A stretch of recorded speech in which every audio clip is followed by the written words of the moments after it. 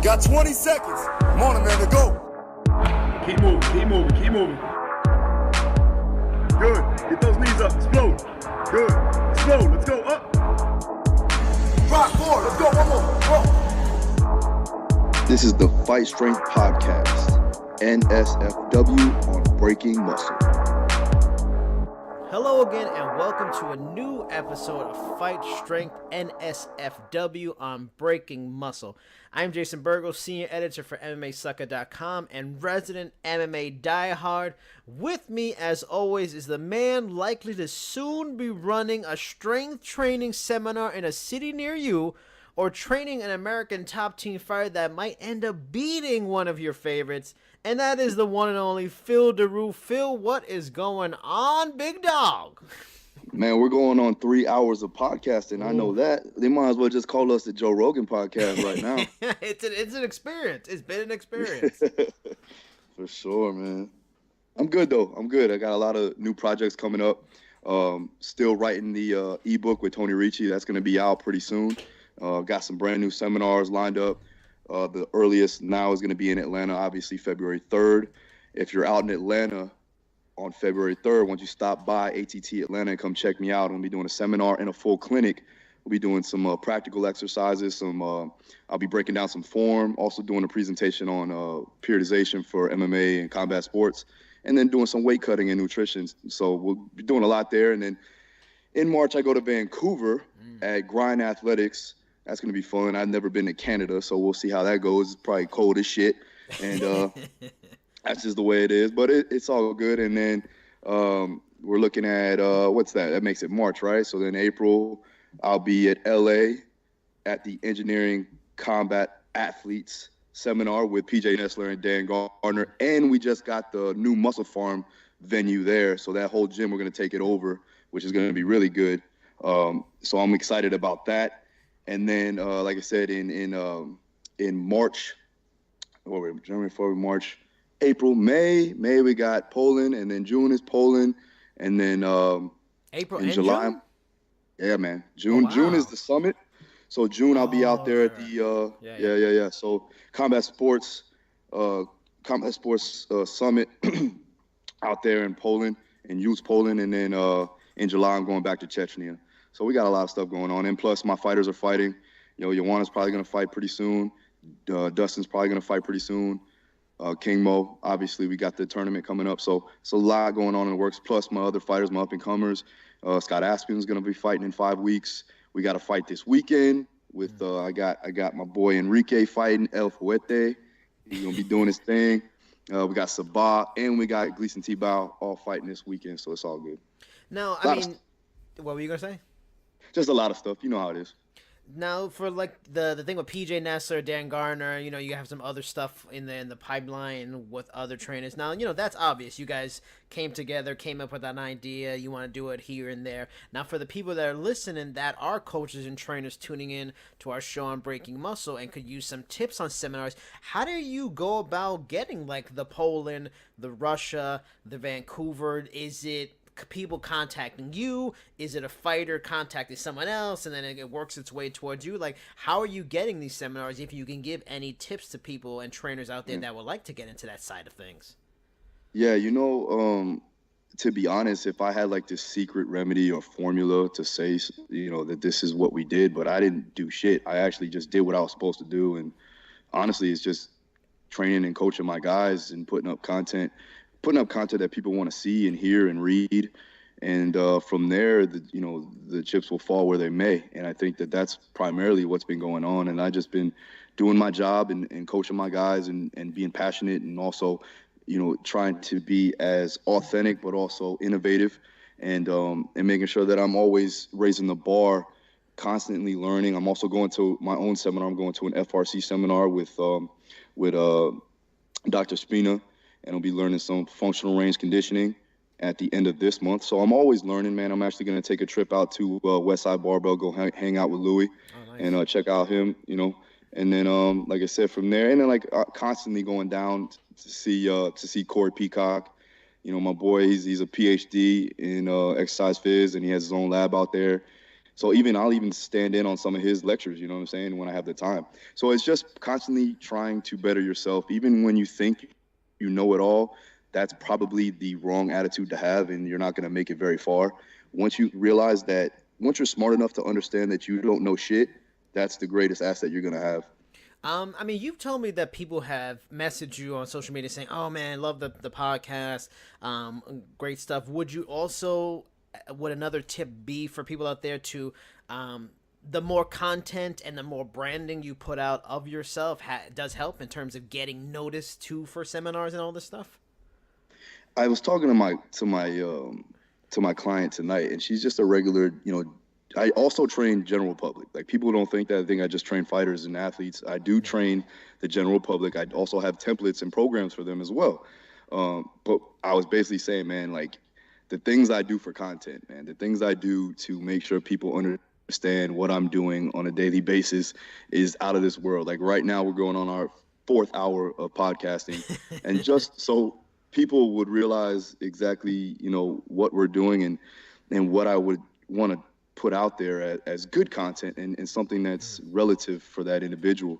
I think that a lot of things in the industry, people put out shitty content just for the sake of putting it out, and they have to realize that people are actually following them, and they have an influence in this industry. And if you're going to put something out, it has to be something that's actually going to help them and be, like I said, authentic, but also making sure that you are raising the bar and actually doing something that's very interesting. Oh, I mean, makes sense. I mean, this week's episode is going to come at you from a lot of different angles. I mean, in general, we are going to cover a plethora of topics, but all in relation to the sport of MMA. Be it MMA strength training concepts from Phil or his thoughts on coaching the unique athletes in this sport. I mean, so first off, you have a lot of topics that you want to focus on. Right away, we'll jump into something that's relevant from the last few weeks in the sport, and it's why weight cutting is really hurting the sport. Especially MMA. It's always been a problem in boxing, but MMA, it's really been tough, mainly with the UFC. I mean, you had the Uriah Hall incident at this weekend's event. Like, he fainted, had to be taken to the hospital during weight cutting. We just talked about on the JB podcast. We talked about it before with Joanna and perfecting athletes and all that stuff. I mean, what are your thoughts, and why do you feel like weight cutting is really doing a lot of damage to the sport? At the end of the day, man, when you try to cut weight like that, and even if you have a strategic approach, and like I said, we'll be going over that in this ebook that I'm writing with Tony, but even then, it's like it's damaging to the body regardless of what you do. You're depleting your body of nutrients, you're depleting your body of natural resources, and you're not going to perform, no matter what you do, you're not going to perform at your 100%. And also, what you're doing is taking years off your life. When you are cutting weight, when you are depleting your body like that, you're actually killing yourself. People, and I'm being drastic about this because it actually is something that needs to be addressed. Yeah. This is something that we've seen in the past, that people die from this shit. Yeah. Kidney failure, all that kind of crazy, dangerous stuff. You can go from kidney failure to just regular pass outs and people falling and cracking their head open and dying just from that. Metabolic damage, not being able to, and having fucked up thyroids and things like that. That's something that can take with you for a long time. And that could, obviously, at the end of the day, that'll end your career as a fighter because you can't cut weight anymore. So I think that from that point of view, it's definitely damaging the person, the fighter, and the performance that you could see if the fighter didn't have to cut massive amount of weight. Look at Dustin Poirier right now going up to 155. Looks great. Yeah. 45 was a big weight cut for him. I feel that was the best opportunity for him to make a change, and especially when you're getting older. And females are even more at risk of these situations.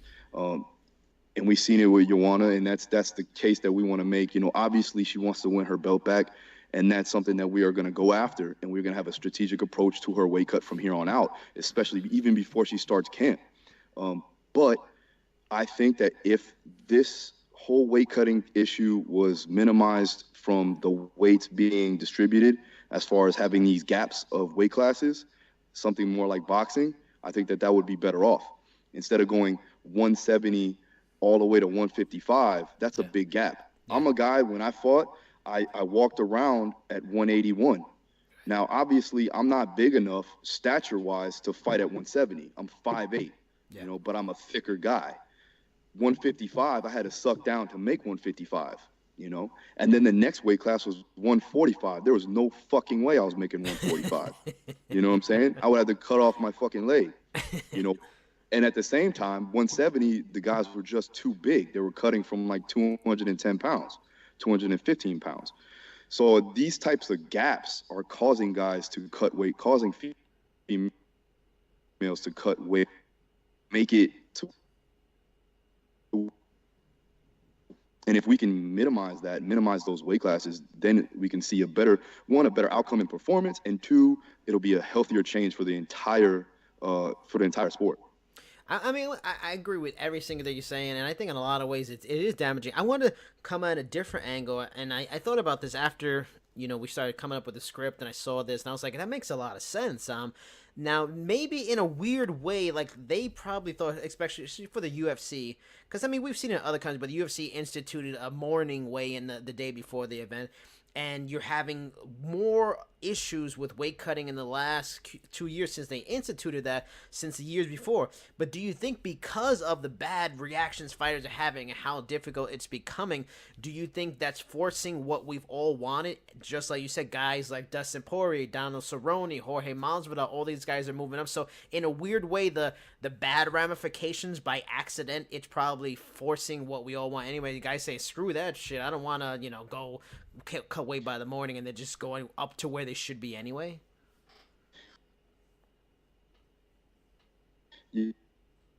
Everybody's smart enough or has a coach in mind to say, okay, I think we need to move classes to do that.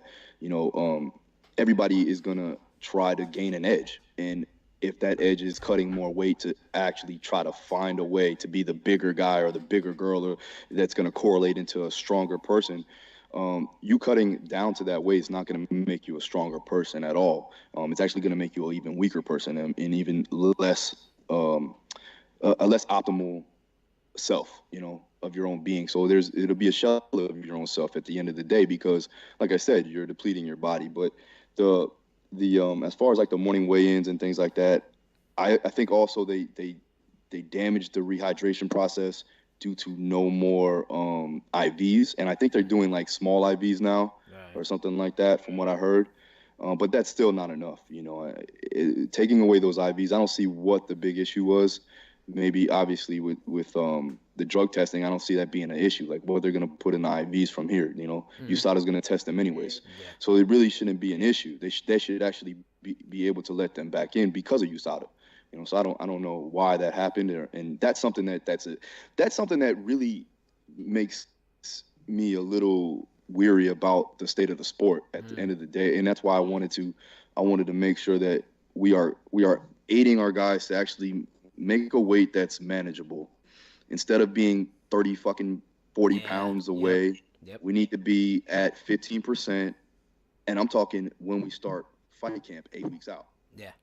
Not like the week of, by then you should be around 10 to 12%, so, and like I said, I'm actually going through a 7-day protocol in the ebook, so you can get that too as well. But, in the ebook, in that 7 days, if you're not down to a certain weight, the protocol is not going to fucking work. Right. So if you're 20 pounds over, well, shit, you're going to have to find something else to do, because that's not going to work, man. You messed up on your diet at that point. Yeah. And I think that's another part, along with the guys don't want to deal with the drama of weight cutting. They're going up in a division where they probably should be. It's forcing more guys to be professionals 365 days a year, having the proper diet, the kind of nutrition outside of camp. The guys like Rampage Jackson, who used to blow up like 30 pounds in between fights, like that's happening less, and it's forcing professionalism into the sport. And it's, in a way, and again, it's accidental and it's not what they planned, but if it brings about what we need to make fighters better, I think it's completely worth it. I mean, moving on to the next point, you wanted to talk about what is most important from a physical preparation standpoint to train throughout a training camp, and you want to go through step-by-step phases of those particular preparations.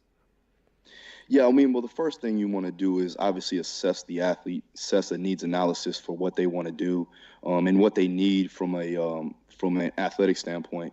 If they're lacking explosive power, if they're lacking aerobic capabilities, if they're lacking lactic threshold, anything that we can see from that perspective to make them a better athlete, we want to address that firmly throughout the camp. But we also want to make sure that we're structurally, putting it into place so that it's potentiating into the next, and we're not just kind of throwing shit at the wall.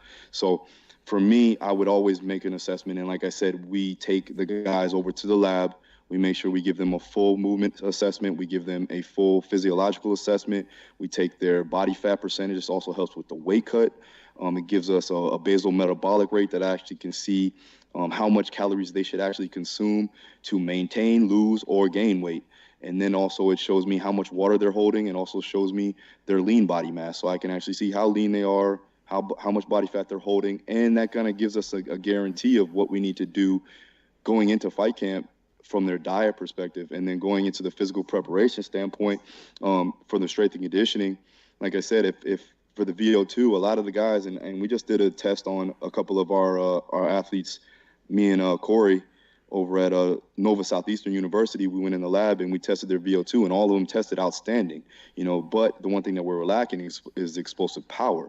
And I think the main issue there is that they're getting so much work from their skills and technical and tactical training from an aerobic standpoint, that their aerobic capacities are so, top notch, that they're not getting enough volume and frequency of strength training and explosive power work, because they're so beat up from the technical and tactical training. Now, I'm not saying that this is something that needs to be cut out. Obviously, this is something that's crucial for a fighter. Yeah. You want to be technically sound, and you want to have good tactics going into your fight camp. Yeah. What I'm trying to say is, I think that we need more time to evaluate the situation and actually work on plugging in holes, just like you would do if somebody was lacking wrestling or lacking stand-up. They come from a different background. It's just going to make them a better athlete. It's going to make them a better performer. They'll be actually winning by knockout instead of unanimous decisions. And we're seeing a big fluctuation from percentage base. I think I watched I seen the statistics, and basically the knockouts were around 30%. The rest were all decision and some very few submission. So I mean, the pendulum has swung from KOs to unanimous decisions, and I think because of the way people are training, back in the day, and I say back in the day, but a couple years back, there was a lot more knockouts, but there was also a swing, and a lot of people were doing more sparring and things like that, and going for more of the explosive work, or I can't say that they weren't doing strength training, because I wasn't in camp with the guys then. But what I can say is that, what I'm seeing now is that all of our guys that I train, and I've trained, and I've done the count, man. I've trained over 100 fighters since I was 19. And that's 10 years of work. And what I've seen primarily is that, they have a strong aerobic base, which basically means that they can keep an energy system consistently with oxygen, but never be able to have those quick bursts of energy or be explosive enough to end a fight. And you have some outliers. Obviously, you have like a Tyron Woodley, Will Brooks, those guys that I know, that are explosive. But, primarily I'm saying from a basis standpoint, it's all aerobic based. And I think that we need to get back to actually getting these guys stronger and stop being afraid of getting them bigger. And that is the case for the weight cutting issue. So it all comes together full circle, right? Guys are being they're worrying about weight cutting. They're not strength training because they're worried about the weight cut. Yeah. And then they're not getting stronger, which in turn, they're not going to be more explosive and more powerful. And then you have boring fights. Now, I mean, I'm sure coaches and trainers in all different sports, be it basketball, football, hockey, probably have this issue where they don't get maybe guys enough to do strength training and everything. What would you recommend or advice, like, for example, that you're only maybe getting a fighter once a week or kind of thing? How do you maximize such little time, or is it just not enough? Is the only way to max it really get more time, or can you maximize one session a week and really get something special out of into an athlete? Okay, from my standpoint, it's very hard with the little amount of frequency and volume to actually get a full stimulus for that particular modality. What I would say is, if that can't happen with me, it needs to happen in their skills training. So we're talking about, if you're going to do pad work, work on, explosive movements, work on heavy punches, work on, hard throwing hooks, work on, your straight two, work on your overhand, but make sure that they're explosive and they're timed out efficiently. Also with the wrestling, work on blast doubles, work on picking up, your training partner and walking around the cage or the mat, whatever you're at.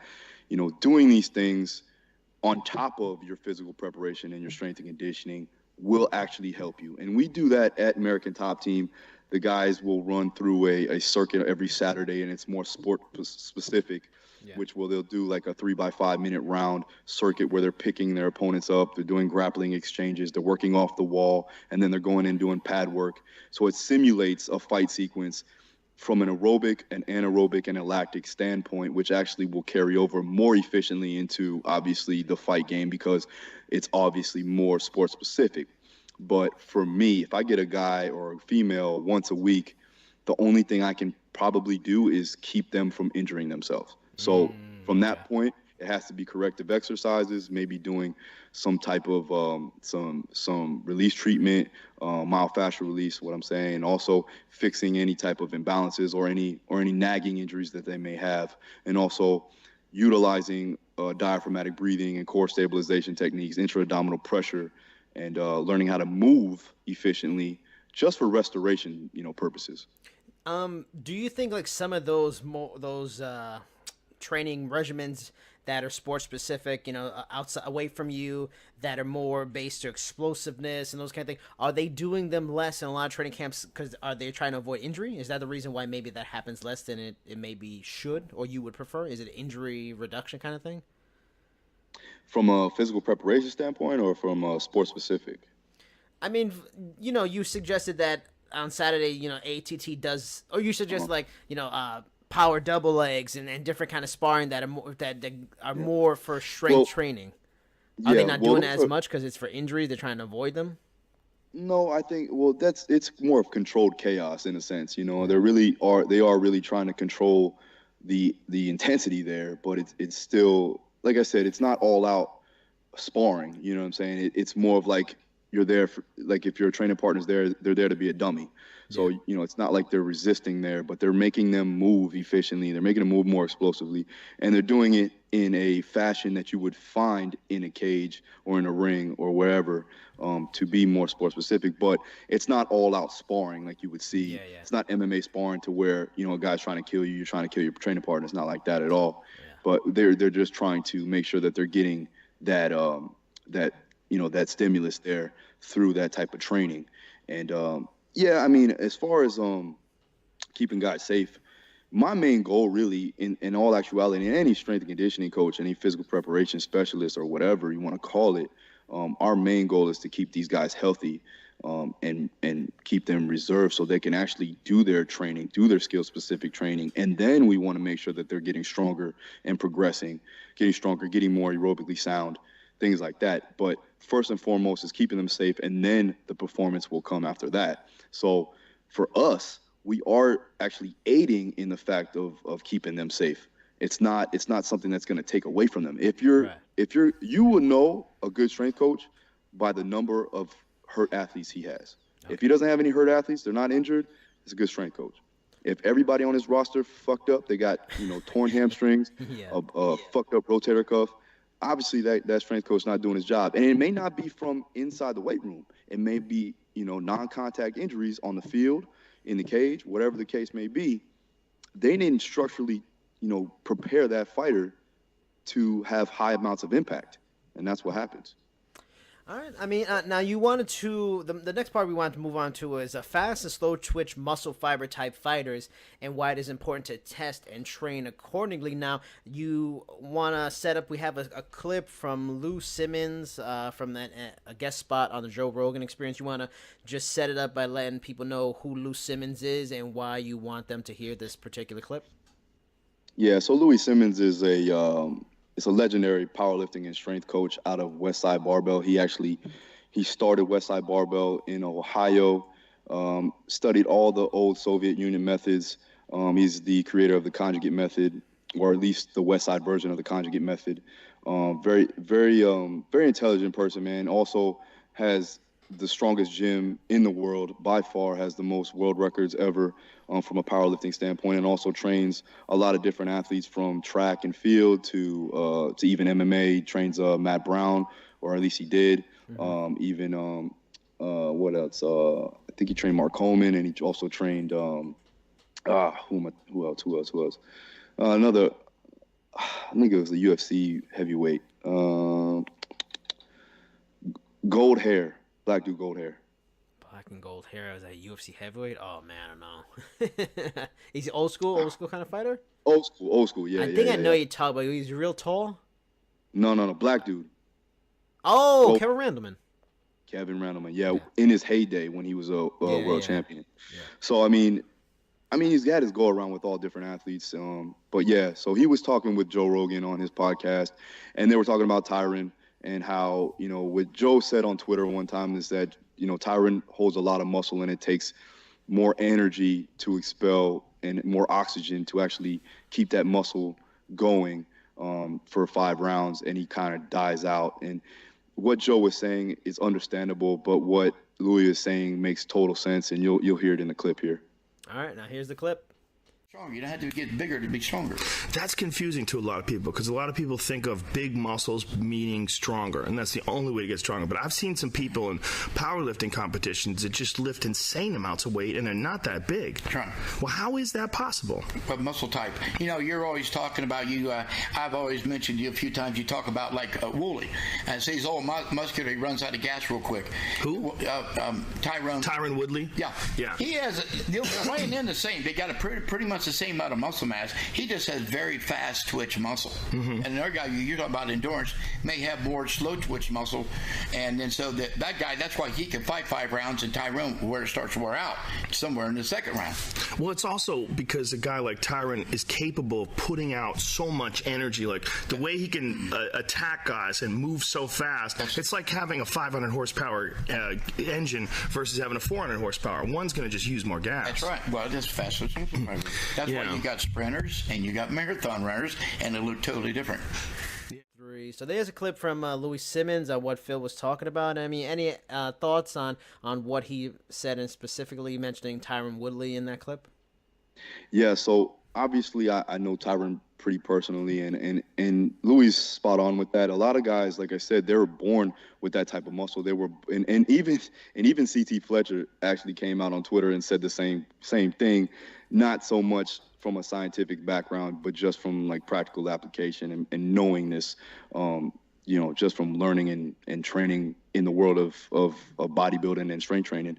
But yeah, fast twitch fibers obviously are going to take more energy per unit. So what a fast twitch muscle fiber does is actually it's more built for explosive movements. It's more built for anaerobic capacity. Slow twitch fibers, you'll primarily see them on marathon runners, what Louie said.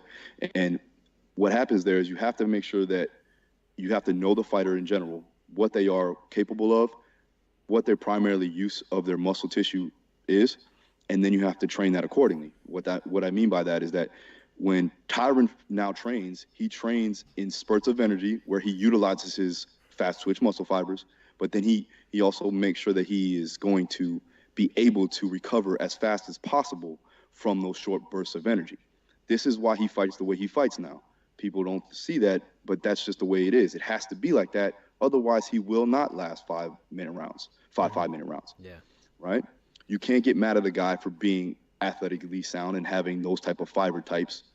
Otherwise, he's going to go ahead and gas out in the first or second round because he's so explosive. Yes, he can end the fight, but if he doesn't get an opportunity to, it's going to end up being that he just runs out of gas, runs out of oxygen, runs out of energy because of those fast twitch fibers are only built for so long. They're only built to do work for so long. Mm-hmm. So he has to make sure he regenerates that oxygen, regenerates that ATP, and goes back and keeps on going in a sequence like that. So you explode, you relax, you explode, and you relax. You just got to find that, that balance, and how you train that is doing the same concept. Like for me, I would have them do short bursts of prowler sprints, have them do light shadow boxing for about 10 to 20 seconds. The same thing they would do in the cage. They would have to get on their bike and learn how to move and create angles. What I mean by get on the bike is basically move efficiently so they can avoid any type of strikes or takedowns. And you do that, and then once they're fully recovered, or at least semi-recovered, I would say 70 to 80%, you can explode again. And that's how you would train. And that can be phase by phase, or like I always say, I like to train the guys opposite to what they're good at outside of camp. So for me, I would have Tyron or anybody who's fast twitch work highly aerobic base. So they would do long, slow distance running, right? And then once we get into camp, then we can work their strengths. So then we'll be doing his anaerobic work, his lactic threshold work. And that's phase by phase. You can do that any type of way. But you got to make sure that you build that aerobic base. Yeah. You know what I'm saying? I always say this, and I'll keep saying it, and even Louie says it most of the time, a pyramid is only as tall as the width of its base. So we have to create a wide base enough to make sure that pyramid is stacked high. All right, fair enough. Now, we'll have some more topics to talk about in a bit, but now we will transition into our weekly Ask the Roost segment. The first question comes from Fight Performance Industries on Instagram. They ask, I'm interested to know how you personally deal with imbalances in fighters' legs over the years. I found a relatively common occurrence of the lead leg being slightly more developed in terms of not only musculature, but also strength and balance. I found simply incorporating more single leg exercises and observing and correcting technique works. But some athletes also may need soft tissue work. For example, a client of mine who fights orthodox had very short and tight external rotators, glutes mainly, on his lead leg, and short, tight medial rotators, all abductors and TFL on his rear leg, possibly from boxing, but also from the way he sat after training and at home. Hope you can decipher that, and I'm really interested in your take. Before you answer that, just for my sake, can you explain what external rotators are, medial rotators are? What are those? All right, so like when, I guess from layman's terms, you could probably say that when you're turning out your knee from an external standpoint. So if I'm going to block a calf kick or just a regular tie kick to the thigh, I externally rotate my leg to check a kick, right? Okay. So if he lacks that mobility to do so, obviously he's going to get leg kicked the shit out of. So we want to make sure that we get that fixed, properly. Also, it does help with lateral movement. It helps with movement in and out the pocket. It also helps with takedowns and takedown defense. So from that point of view, yes, you definitely want to make sure that he's mobile enough to do that, just from a performance standpoint, and also from a health standpoint. If that type of tissue is being tight, usually the opposite side or the antagonistic side is way loose. So, and that's not primarily all the time, but most of the time that's what I've seen. What was fascinating to me was he said the lead leg was primarily more dominant and he said that it was had more hypertrophy in a sense.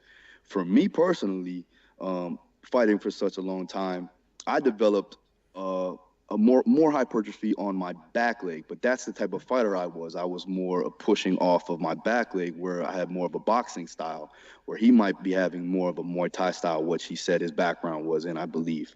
So I think that may play a major part, but I've had to deal with it primarily in my own self, and I see it with all my fighters. And pretty much, if you have a veteran, they're gonna have some imbalances from left to right, just because of the way the stance is in the sport. So yeah, he's doing all the right things: unilateral movement, unilateral strength training, making sure that you're doing your rear foot elevated split squats, walking lunges, single leg presses, single leg pull or single arm pulls, things like that. That's going to isolate each side of the body, and then also from there some soft tissue work. Like you said, some Graston, maybe even obviously passive and active stretching will also be beneficial, and also trying to work more from that other side and try to get more volume on the weaker side will actually help with gaining that hypertrophy. Not so much trying to balance things out, but just trying to catch catch up to the other side, but also making sure that we're maintaining strength on the side that's strong. We don't want to just fully negate that other side, trying to build up, the weaker side. So things have to slowly kind of connect together. All right, well, I hope the folks at Fight Performance Industries that helped you in your questions. The next question is from Melise Shadid. I hope I'm saying that right. Shadid on Instagram. And they ask, how do you prepare your athletes when they start lifting for max strength if they have never done it before? Which I think is interesting. Well, first and foremost, I think she means by like 1RM max strength, absolute strength, the ability to strain, the ability to move weight slowly. First, they have to make sure that they have adequate amount of muscle mass and joint integrity to do so. So primarily within a first block of training, you would make sure that they're doing more higher volume, lesser intense sets to actually build up a solid base of muscle and joint integrity. And that's why the first part of our phase from a periodization standpoint, especially for combat sports, is to build up some solid tissue to maintain throughout the entire camp so that they can actually gain some solid strength from that, which will in turn end up into being explosive power. So these type of things kind of phase by phase go into each other, and that's what we call phase potentiation. Now from that point, I would say, well, how I would structure it, I would make sure that they can do at least a 5-rep max with good intent, fast velocity, and I'm talking about intent to move the bar fast. Obviously once, the intensity goes up, the bar speed's going to slow down, but the intent still needs to be fast, right? The only way you're going to move heavy weight is as fast as possible. You only have so much time to strain before you pass the fuck out. And why trust is me, it has to be fast and say not a controlled lift? Like, why is speed pushing? What does that do to you? What's the point and what is it improving your body if you're doing it fast? You have to think of force production, right? So I'm trying to develop as much force as possible. Now, with that being said, we're trying to recruit as much motor units as possible to lift the weight. More motor units will actually aid in more force output. So from that point of view, you want to be controlled, obviously, but you want to be controlled and be as fast as possible. That makes sense? Yeah. I mean, for a novice like myself, is it by doing that, are you building muscle quicker? Like, is that a faster route to building strength and muscle? Is that the purpose of it? There's a few mechanisms. There's a bunch of mechanisms to actually build strength. And the one thing is mainly building up that rate of force development and motor unit recruitment. So knowing and trying to find a way to put as much force into whatever the external load is. Could be a bar, could be a prowler, could be whatever. But you want to create as much force as possible to actually gain that central nervous system strength, that absolute strength. Now, you can gain some muscle through that, but like I said, there's 3 mechanisms to building muscle. It's mechanical tension, which is high amounts of weight, right? There's metabolic stress, which is a bunch of volume, a bunch of frequency, something that's actually going to stress that, that metabolic output, right? Or that metabolite. And then the last thing is obviously muscle damage. So basically what we're talking about is like that deep burn or that pump that you get when you're doing high amounts of volume, right? That's what the bodybuilders say. They try to get the pump, right? So that type of thing where you're breaking down that tissue, that's the type of stuff that's actually going to aid in more muscle hypertrophy. When we're talking about strength, adequately, it's primarily going to be more intense than it is higher volume. Now, I'm not saying that you can't gain strength from higher volume sets, but the more optimal approach is to move weight fast and move it as heavy. Well, get as heavy as weight as possible and move it as fast as possible. All right, fair enough. Thank you. I feel I get it now much more.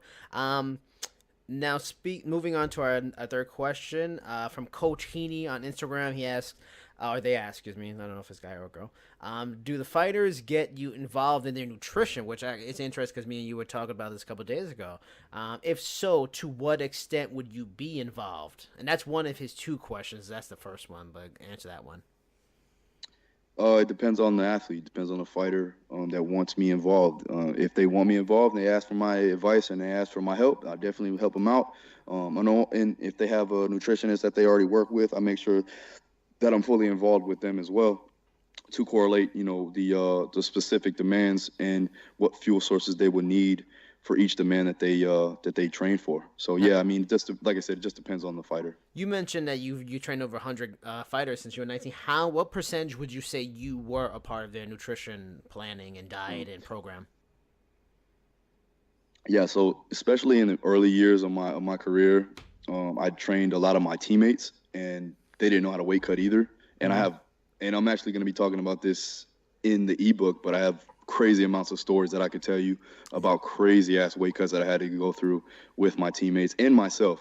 But in the early years, yeah, I was primarily probably 80 to 90% of, with their weight cut and with their diet, more so than the actually strength and conditioning side.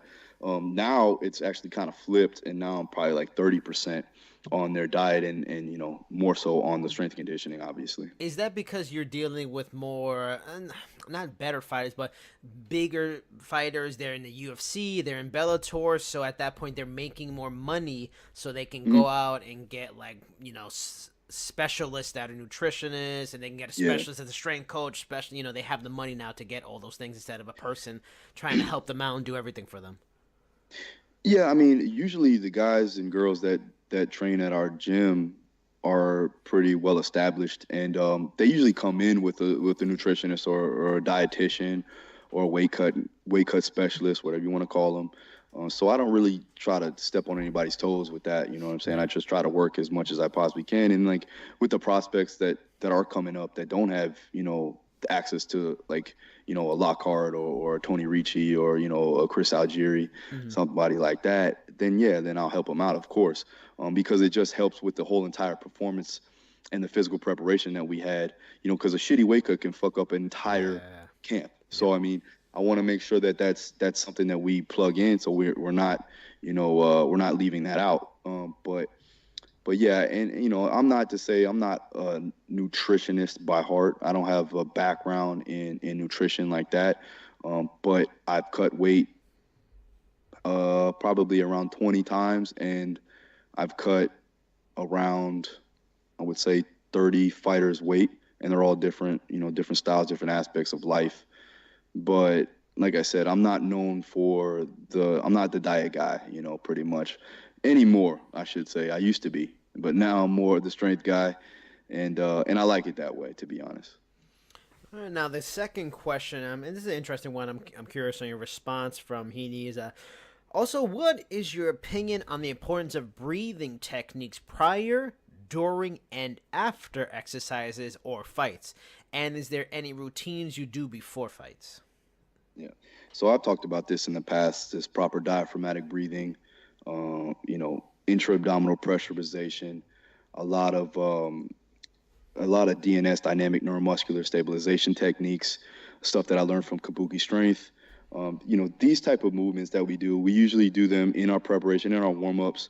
I'll make sure that everybody's breathing and bracing 360 throughout the entire lumbar spine to create that tightness, create good stiffness in the lumbar spine so they can create more force output in the outer extremities.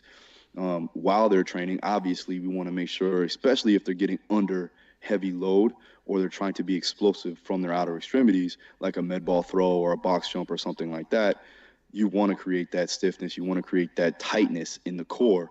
And you do that with that, like I said, that intra-abdominal pressurization, that IAP. And then after training, I usually have them do some type of diaphragmatic breathing where they're breathing, in through the back of their mouth and actually trying to bring their body back to parasympathetic so we can jumpstart that recovery process, which I'll have them actually bring their legs up over their heart and have them breathe for a good 6 minutes. And then from there, either I'll have them hit the sauna just for hormonal benefits, but also so they're not going, and this is my kind of my secret, but I'm letting it out now, but usually. And you didn't even need an ebook, people. Look at that. I know, right? But even with the guys, and this is where the art of coaching comes into play, and even with the guys that I have, these are all high level and they're all very hard workers. So for me, I have to physically kind of fool them in a way, and I hope my fighters ain't listening to this, but I have to physically fool them, because if I don't, then they're just going to go and do pad work or go hit the bag for another fucking hour and a half. And that's keeping time away from our recovery. So what I'll have them do, instead of having them, have them go ahead and do whatever they want after they're done with training, I'll tell them to go hit the sauna. And even if it's a 10-minute sauna, after they obviously bring their heart rate down and their body temperature down a bit, then I tell them to go hit the sauna. One, for obviously hormonal benefits, and it's been known to have that. And it's been studied, and there's literature on that for days, especially for Dr. Rhonda Patrick. You can check her stuff out on hypothermic conditioning. But also, so they don't fucking go and do another grappling class or a no-gi jiu-jitsu class or go hit the bag for another hour and a half. I'm actually getting them to actually calm the fuck down so they can recover and get back to their training the next day. And that's primarily what I do. A lot of the times I train my guys, most of the time, I train my guys at night. So I want them to hit the sauna, get tired, and go to bed after they eat, of course. All right, fair enough. I mean, moving away from the Ask the Roost segment back to some focuses of the show. Now you want to talk about special exercises that transfer over to the fight game. I mean, do you have any examples from, fighters you've worked with that some of these exercises have been really beneficial with? Yeah, so there's high transferability in a lot of these general specific exercises that I usually do. One that I love is the Zercher squat. It's where you put the barbell inside the crook of your elbow. And basically what you do is you actually do a squat with the bar inside the arms. And as you squat up and ascend, you are actually going to thrust your hands up like you're punching the ceiling, kind of simulating like a double underhook, right? And you're actually utilizing your hips, utilizing your glutes, your quads, your upper back, mid back, all the muscles that you would need for a takedown or, to get somebody in the clinch, things like that. I think it has very high transferability using all the muscle groups that you would use inside the cage for sure. The next one would be a med ball rotational throw. Simulates a punch, especially the way we do it with the rotation of the hip, leading with the hip and following with the arm, making sure that they're getting good transverse explosive power throughout the entire trunk, and making sure that they're obviously, like I said, getting that intra-abdominal pressure. That's definitely going to transfer over into either an overhand or a straight right or a straight left, wherever, they're southpaw orthodox. Then from there, I would say heavy sled drags. Just from a GPP standpoint, I think that that's definitely something that you can simulate, especially if you have a partner that you can pummel with while you're walking with the sled. It's almost driving forward, just like you would if you're trying to get a takedown off a cage, that grinding, moving forward type of feel, especially if you're a wrestler, and especially if you're if you have a Greco-Roman background. I think that's even better, a Greco-Roman wrestling background. I think that would be highly efficient. Then from there, let me see. I love, and it's something that I haven't seen anybody else do. I think I coined this one, but it's a glute bridge dumbbell floor press. And what that does is that actually helps with joint centration and stabilizing one joint and moving another. This actually helps a lot with the guys that are more jiu-jitsu type players, where they have to be explosive and strong in certain limbs and joint angles, but also have to be stable and isometrically sound and strength and strong in those aspects. So you would actually get in a glute bridge, grab two dumbbells, and from there you would just press the dumbbells up like you're in a bench press situation, but you're bridged up to where your glutes, your lower back, your hamstrings are all activated, your core is activated, and you're actually moving dynamically with your arms. So definitely helps out. I think that transfers over very well, especially in ground contact type of situations. That was it. All right, fair enough. Now, next one is why testosterone replacement can be taken and why people could see it being dangerous for fighters to take in competition. I mean, we've seen in the sport of MMA, I couldn't say so much in boxing, but we've seen people in MMA like Dan Henderson and Vitor Belfort. They were benefited greatly. I think even Forrest Griffin might have used it a little bit too. Very benefited greatly from using TRT, but it's an unfair advantage because it's an older man's body, an older man's intelligence experience with a young man's body. I mean, what are your opinions on why people can take it, but why it could be dangerous in the fight sport?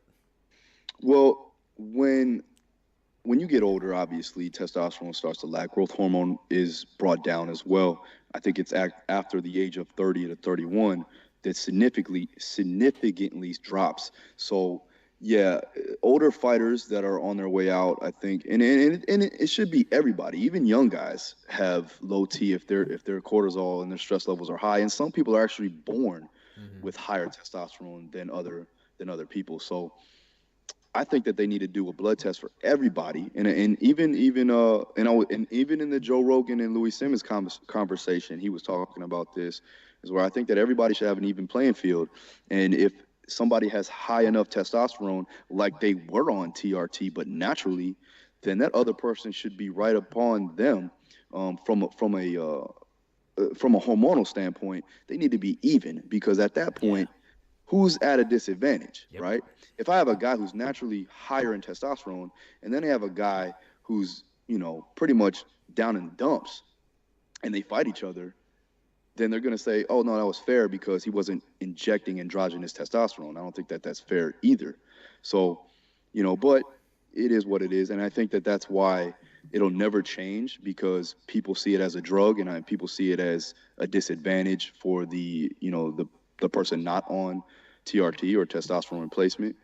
But at the end of the day, I mean, look what Japan did, and look what they're doing over there now still, where they're not even doing drug testing in Japan. They were like, we're not going to drug test you at all. Yeah. So it makes, and that they could cause, for more exciting fights, because there are more powerful, stronger fighters that are, what are they doing? They're more explosive. So they're actually ending fights. They're actually KOing people. Now, not to say that I'm an advocate of people getting knocked out, but trust me, I'm not. But at the end of the day, to make the sport more exciting, that's what you could do. But for the safety of the athlete, for the safety of, the sport itself, to be a profession, you can make an argument of not having that a part of the sport. I mean, and also for people listening that if they've heard of TRT, heard of testosterone therapy, the thing itself, could you just explain to people what testosterone does that makes it beneficial to the body, what its purpose in the body is, what it does, other than making a man, more masculine, things like recovery and all those kind of things that it's important to a fighter, an athlete. Yeah, testosterone is a male hormone. Obviously, it's going to make you stronger, make you recover better, give you more aggression. Also, obviously, with your libido, to spike your libido, things like that. But in general, testosterone replacement is an androgynous oil, pretty much, that's created to basically increase a male's testosterone, and from there, that could cause, obviously, strength increases and things like that. Like I said, even females do it, but in small amounts, and that could actually help with aggression. That could help with, and there's negative side effects and there's positives, So with anything, what I'm saying. I mean, people take Advil and there's negative and positives to that. I'm not a full advocate of either, but like I said, whatever you need to do to feel good, to feel better, and for general people, if an old man, in his 60s, and that's healthy for him to take, because let's face it, having low testosterone is just as dangerous as having high testosterone. So, we want to make sure that we're even, and even guys that fighters. I mean, I think a while back, I'm not going to say the fighter's name, but the guy was a young guy. He's 27 years old. He was a champion at the time. They tested his testosterone, his blood work, and he came back, very low. It was lower than the normal. And this is a young, healthy guy. But the amount of stress put on his body decreased his testosterone, dramatically. And at the end of the day, a guy that young should not have that low of testosterone. So, one, you have to make sure that your stress levels are, at bay. You don't want to make sure that you fucking have so much cortisol that you can't move and you feel like shit every day, And then you want to make sure that you have some level of aggression, especially as a fighter. If you don't have no aggression, you're gonna get your ass beat. So you wanna have that in mind. And the same thing for me is, like, if I'm lifting weights, man, and the weight I'm lifting, it can significantly crush me. It can fucking kill me. Yeah. So I have to have some type of aggression like I had when I fought. And that's why I like the sport of what I'm doing now. But, if my testosterone isn't adequate, isn't, optimal, yeah, that shit's going to crush me and I'm going to get hurt. So the same concept to go from all walks of athletes and sports. So you'd be open to TRT use eventually in your life and not going to feel like any ego or pride about it? Not at all. Not at all. Especially if I feel good and I feel like it's going to benefit me and not hurt me or harm me. Hell no. Why not? All right, now our last topic before we head on out is you want to talk about the art of coaching fighters and giving them what they want and then what they need. I mean, you have a lot of experience. Yes, you're not only a trainer, a strength and conditioning coach. You are, a trainer. You are a coach to athletes with personalities and ideas and moods and egos, and it's, you're coaching just as much as anybody. Now, you wanted to play a clip from PJ Nestler and one of his appearances on Barbell Shrugged.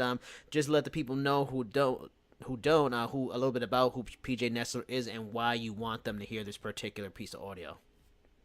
Yeah, so PJ Nestler is a strength and conditioning coach out of California. Really smart kid. I'm actually going to be doing a seminar with him, obviously, in April of this year. But he's talking about this on Barbell Shrugged, where basically he's doing everything correctly from a coach's standpoint. And we have to make sure that as coaches, we're not just putting the science behind everything, that you have to have some type of personality and personability to your athlete, to your fighter, to understand them as an individual. And that's where the art of coaching and the science of the art of coaching comes into play. And here's a clip that what he was talking about makes a lot of sense. So check it out. You don't feel like you did a lot. Right. If you just run a couple of 10-yard sprints with like a 2-minute break in between, you're going to walk away from 5 sprints and be like, I didn't do shit. Right. Right. Yeah, people like to feel wrecked at the end or Right. else they didn't do anything. Right. And one of the reasons we brought PJ in is because you are training UFC fighters and MMA fighters who probably don't, like, if they don't crawl out of the gym, they didn't feel like they put in a workout. So Yeah. there's a psychological aspect here. Absolutely. Yeah. And I think that's one of the biggest things I see in my field is, everybody who comes to us, they want to just get smoked. They need to get crushed to get something out of it. And that's part of the educational piece for me, in working with athletes, working with MMA fighters, or working with anybody is understanding that there's different adaptations that we can train for, and you don't have to leave here feeling worse than you came in. A lot of times you come in and you can still leave here feeling great and you still got something out of it. Right. So, I think trying to get people to understand that is always a challenge early on, but Right. They have to know what they're training for. All right, that was PJ Nestler from guest spot on Barbell Shrugged. I mean, what else do you want to add to what PJ said in that clip? No, I think he said everything correctly. There's nothing really too much to add, but what I could say is that he definitely, I understand what he goes through, and being somebody who's around fighters on a constant basis, you have to pull them back. And more people think that, you have to motivate them, but, I motivate my high school kids. I don't have to motivate a professional fighter. Mm-hmm. If they're not motivated to do work, they're not at American Top Team. And that could go for everybody that's a professional at the highest level, especially in the UFC and Bellator and these high-level promotions. For me, like I said, the same thing with the sauna thing, where I would have to actually, kind of lie to them to help them, and that basically means if I have to tell them to go into a sauna, instead of going and doing, 10 rounds on a bag, because I know that that's going to, not benefit them from a recovery standpoint, then that's what I have to do. And also, like I said, a lot of people have their way of training, and I get a lot of people from overseas and in Europe where, there's different styles or different aspects. Luckily, now the fighters kind of follow me on social media, so they know my style and they know what I'm doing actually is efficient and works.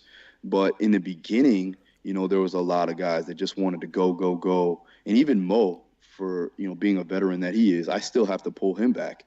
And I have to tell him certain things to make sure that he understands why we're doing it and why you shouldn't do some things. But I also, like I said, if they want a certain type of intensity, I may give them that intensity. But I also need to make sure that I give them what they need to perform at the highest level and to progress them accordingly. All right, fair enough. I mean, that is all our topics for this week. Also, our Ask Daru questions. Big thank you. Just want to go out to Breaking Muscle for putting us on these episodes. Also, remember, you can listen to all of our previous episodes, including our stuff on Breaking Muscle, by going to our pages, Fight Strength podcast pages on Spotify, Google Play Music, iHeartRadio, iTunes, but of course, YouTube. What else we got? We got Player FM and SoundCloud. Phil, let them know your social, your Twitter, your Instagram, your Snapchat, the Facebook, all this stuff, so they can follow you. All these knowledge bombs they want to piece a little bit more, or so they can find out where the ebook is going to come out when. Thank you, sir. Daru Strong on all social media handles except for my Snapchat is Daru Strong 1. You can check out my YouTube. I'm gonna try to start doing more videos on there. It's Phil Daru, simple. As far as my all of my templates, all my programs there, and my ebook and my seminars coming up, you can go to darustrong.com. You can check that out. Also, I'll be doing more new and improved weekly newsletters. So be on the lookout for that. I'll be writing some articles up, and be on the lookout for that 24-week Fight Strength Combat Sports Performance program brought to you by Fight Camp Conditioning. That's coming out very soon with video breakdown of all exercises. So it's going to be something special. So be on the lookout for that. Jason, let them know your social media handles. On Twitter, I am Cheat Seats Chat. On Instagram, Jericho Vendetta. Look for my recent work on MMAsucker.com. I have some recent stories and things going on over there you could check out. Also, just started a new weekly video show on MMAsucker.com called Sucker Shots, where it's me giving a little review and breakdown of the MMA week in news that was. Check that out. Also, don't forget Fight Strength Podcast on Facebook and Fight Strength _ on Twitter. That is our episode of Fight Strength NSFW on Breaking Muscle. I am Jason Burgos. He is Phil Daru. Phil, say bye.